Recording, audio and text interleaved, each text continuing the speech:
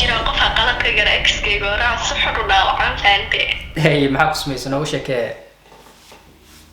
horta xiriir laga dhaxeeyay guurka horta marka koowaad uga baxay inkastoo sababo jiro awooda uga baxay eesha waxaa lahayd wax badan oo aan intuu lagu soo koobi karin laakiin waxyaabo qaar aan kaaga sheegi adii waan kala taaxoogo markii noo familka dhankiisa asagana wiil shaqeeyo ma ahayn wiilashaan markii noo hooyadoo dadka sugi ahay haye adii marka saas xiriirkeena markii waalidiinta ogaadeen waxaa lagu dhaca camal haduusan ku guursanaynin qarashku ku guursadan uusan haysanin camal iskaga haraysta wax soo kale markii la dhahay ani saasa go'aansaday shibaan sidii ku dhahay adi wax badan ka bacdi ana guursaday guriga yeeshay Soomaali dhan waan ka soo tagay oo ila soo hadlay xiriirkeenu wax igala hadlo waa iqiyada soo kale oo aan marka waxaan dheerunta u sheegay كل المحبات الطارئة وحاول ترسل جرا كل شيء جرا وشيء وحاجة ورت قف شقيس تما هنا ما حدا قولي جيسان له محاي سمير له محاي أو ذكرت له كل المحاول له صحرا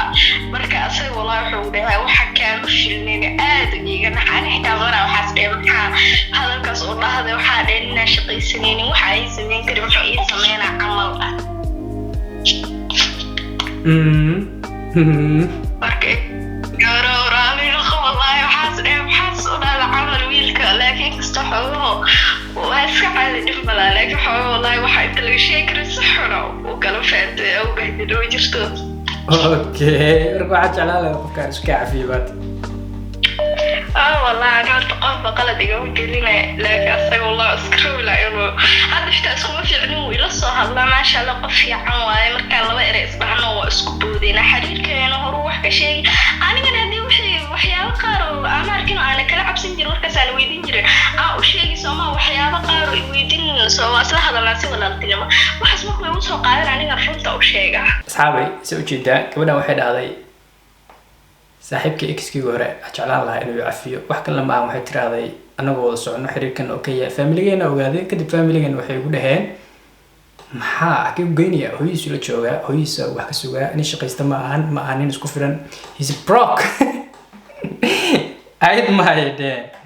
marka ayadana ma dhihin xoogaa bug naxariis waxaan u fiirin wax tiraahday way saxantii ninkan ayad ma hay abta kale iga qalay sidii ugu booday insha Allah nolol iska samaysatay marka كحمة ولا